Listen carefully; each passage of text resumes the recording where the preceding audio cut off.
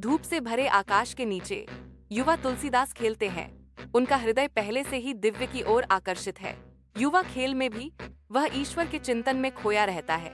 तुलसीदास मंदिर में प्रार्थना करते हैं। उनकी भक्ति पवित्र स्थान से होकर गुजरती है। पुजारी आशीर्वाद देता है, एक दिव्य कृपा का इशारा। तुलसीदास शांत नदी के किनारे बैठे हैं, पवित्र ग्रंथों में लीन। कोमल नदी बहती है, इसके पानी में प्रकाश झलकता है। अपने घर की धुंधली रोशनी में तुलसीदास अपनी पत्नी के सामने बैठे हैं।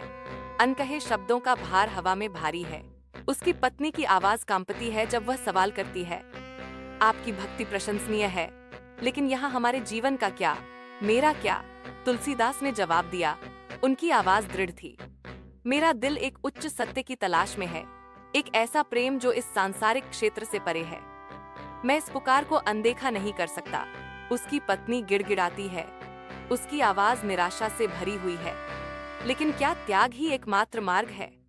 क्या आप अभी भी यहाँ अपने कर्तव्यों का पालन करते हुए भगवान को नहीं पा सकते? तुलसीदास दृढ़ स्वर में निष्कर्ष निकालते हैं, मुझे मेरे लिए निर्धारित मार्ग का पालन करना होगा। मेरे पास कोई विकल्प नहीं है। तुलसीदास वाराणसी घाट पर खड़े हैं।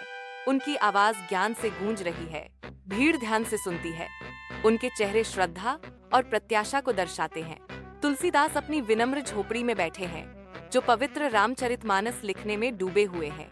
गांव के बाजार के हृदय में ग्रामीण रामचरितमानस के पवित्र छंदों में डूब जाते हैं। उनकी आवाजें एक साथ उठती हैं। तुलसीदास द्वारा लिखे गए शाश्वत शब्दों की गूंज।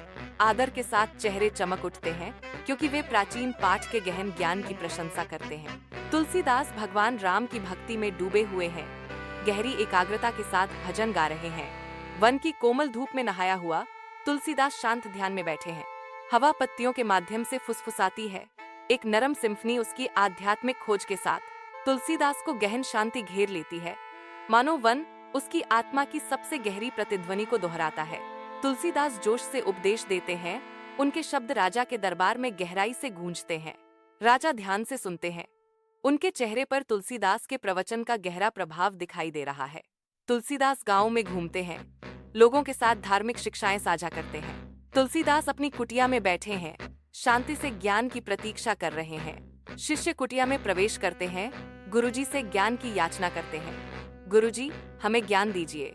तुलसीदास मुस्कुराते हैं, ज्ञान तो हर जगह है, बस उसे देखने की दृष्टि चाहिए। तुलसीदास नदी के किनारे बैठे हैं। उनके विचार उतने ही गहरे और बहते हैं जितना कि पानी। नदी उसके अतीत की कहानियां फुसफुसाती है। हर लहर एक याद को पुनर्जीवित करती है। तुलसीदास मंदिर में अपनी अंतिम प्रार्थनाएं अर्पित करते हैं। उनकी आंखों में गहरी शांति झलकती है। वाराणसी घाट पर तुलसीदास के अनुयायी एकत्रित होते हैं। उनके चेहरे गहरे दुख को दर्शाते हैं। हवा प्रार्थनाओं की कोमल फुसफुसाहट और भक्तों के शांत विलाप से भरी हुई है।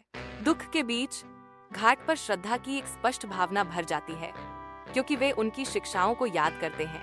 गांव के बच्चे इकट्ठा होते हैं। उनकी आंखें आश्चर्य से खुली होती हैं। वे तुलसीदास की कहानियां सुनते हैं। उनकी विरासत उनके उत्सुक चेहरों पर जीवित है। दोपहर की गर्म हवा में फुसफुसाई गई शाश्वत कहानियां